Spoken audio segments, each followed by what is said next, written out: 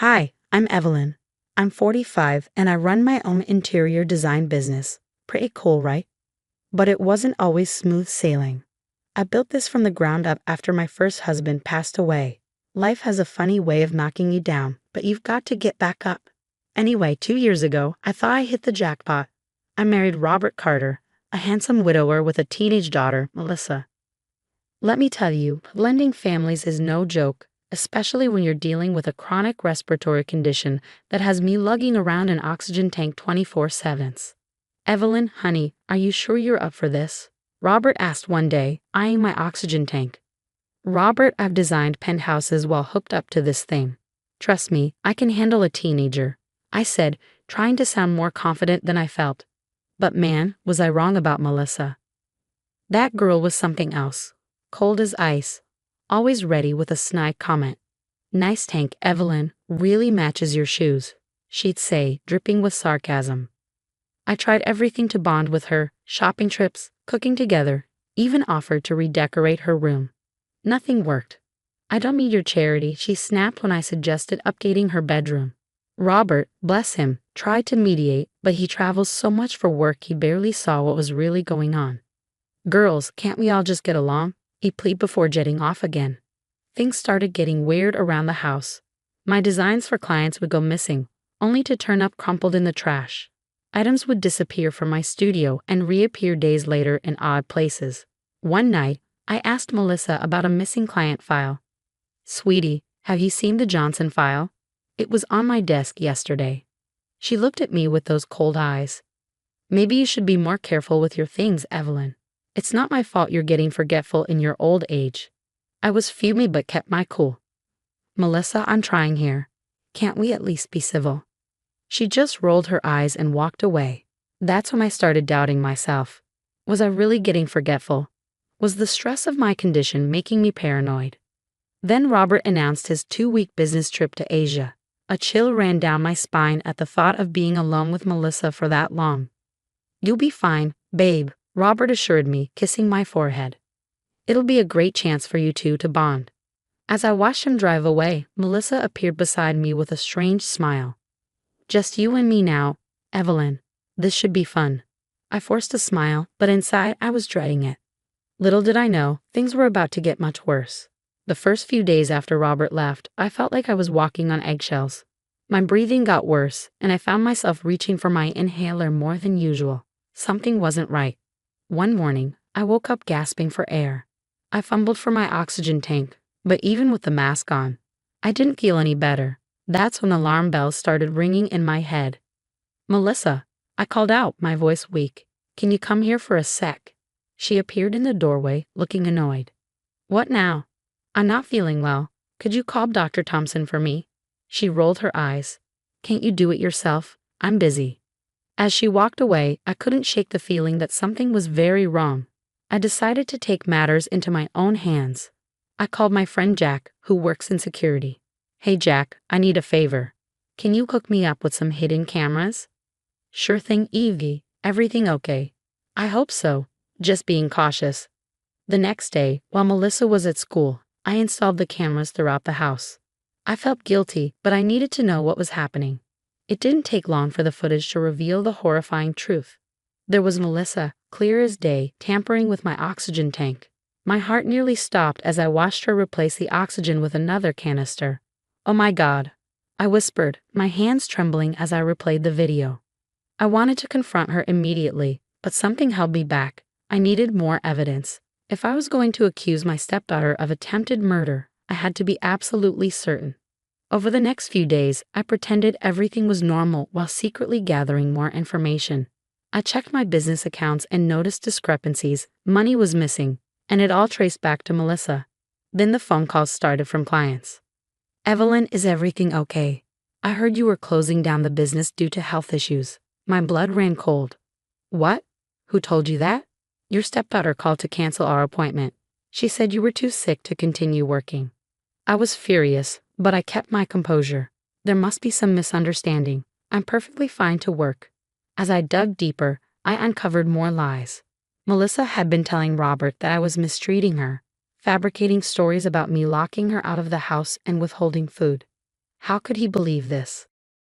I muttered as I scrolled through their text messages on the family iPad. One evening, while I was working late in my studio, I overheard Melissa on the phone. "Yeah, babe, it's all set. When Dad gets back, we'll stage the accident. With her oxygen tampered, it'll look like her condition finally got the best of her." I clasped my hand over my mouth, stifling a gasp. This wasn't just teenage rebellion. This was a calculated plan to kill me. With trembling hands, I reached for my phone. It was time to call for help, but who could I trust? And how could I protect myself until help arrived? As I heard Melissa's footsteps approaching, I quickly pretended to be asleep at my desk, my heart pounding so loudly I was sure she could hear it. "Sweet dreams, Evelyn," she said in a sickeningly sweet voice as she passed by. "Hope you're feeling better tomorrow." In that moment, I knew I wouldn't sleep a wink that night. I had to stay alert, stay alive, and figure out how to expose Melissa's true nature before it was too late. The next morning, my mind raced with plans. I picked up my phone and dialed a number I hadn't used in years. "Sarah, it's Evelyn. I need your help." Detective Sarah Thompson had been my friend since college.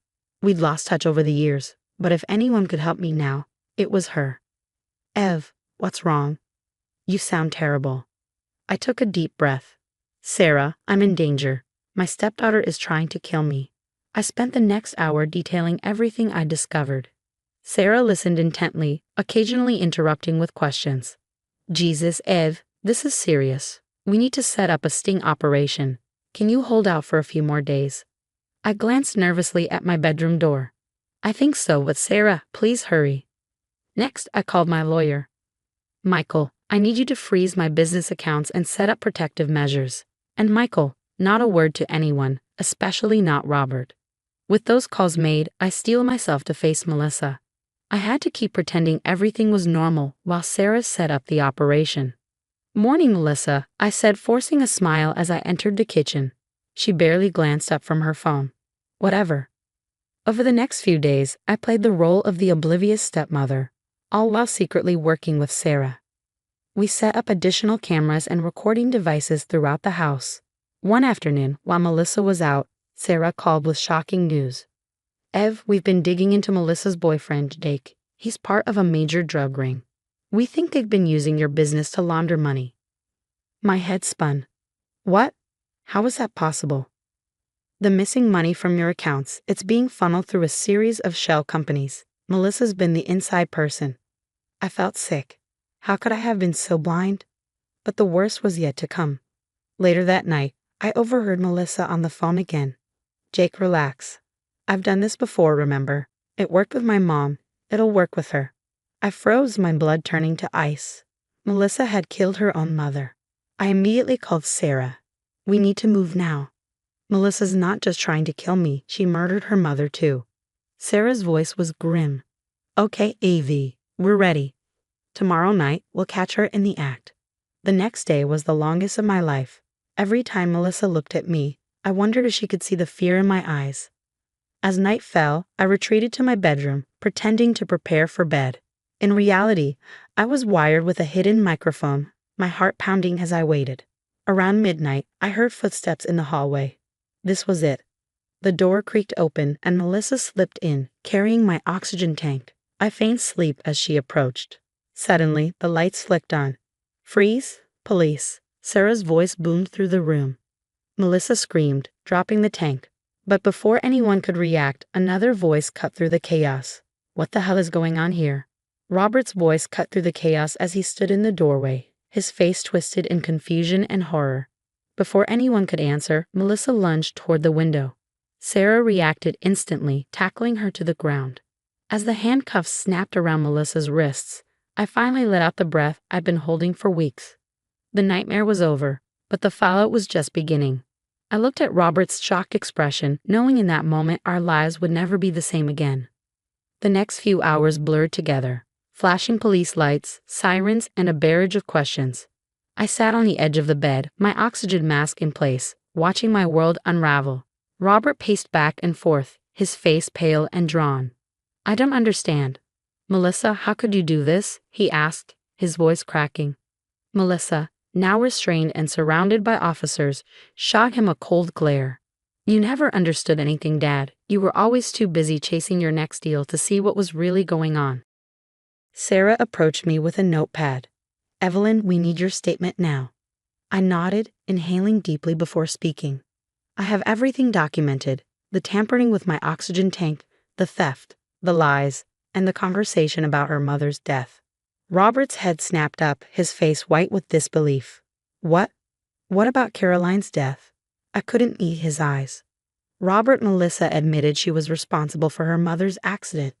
The room fell into a stunned silence. Even the officers paused, absorbing the gravity of my words. Shortly after, Melissa's boyfriend was caught trying to flee town. As they led both of them away, Robert collapsed into a chair, his head in his hands. Evelyn, I'm so sorry. I had no idea. How could I have been so blind? A mix of pity and anger stirred inside me. You chose not to see, Robert. You left me alone with her.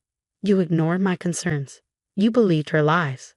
He reached for my hand, desperation in his eyes. Please, Evelyn. We can get through this. I love you. I pulled my hand away, feeling a strange sense of calm. No, Robert, we can't. I can't trust you anymore. I want a divorce. The months that followed were a whirlwind. Melissa's trial was all over the news. She was sentenced to 25 years for attempted murder, fraud, and her involvement in her mother's death. Her boyfriend received 15 years for his role in a drug ring. Robert lost his job when the scandal broke, and last I heard, he was facing bankruptcy. As for me, life has a way of working out, even after the darkest times. My clients rallied around me, and the uncomfortable publicity brought new opportunities. I expanded my business, hired more staff, and even opened new offices in New York and LA. 5 years flew by in a blink. Now, as I stand here, breathing freely thanks to a successful lung transplant, I'm about to accept the award for Businesswoman of the Year. And now, please welcome to the stage, Evelyn Carter. As I walk up to accept the award, I catch a glimpse of a familiar face in the crowd, Robert. He looks older, grayer, watching me with sad eyes. I heard he tried to reach out last month, asking for a chance to reconcile. I didn't respond. I accept the award, smiling as the applause swells. Thank you all. This award isn't just for me. It's for everyone who's faced adversity and come out stronger. Later, at the after party, Sarah finds me. Great speech, Eve. You know, after everything you've been through, most people would be bitter. But look at you, mentoring young designers, donating to lung disease research. You're amazing. I smile, looking out over the city lights. Life's too short for bitterness, Sarah. I've learned that the hard way. All we can do is move forward, be better, and never let the toxic people win. As I raise my glass for a toast, a sense of peace washes over me. The nightmare is over. I didn't just survive, I won. And the future? It's looking brighter than ever. Question for you.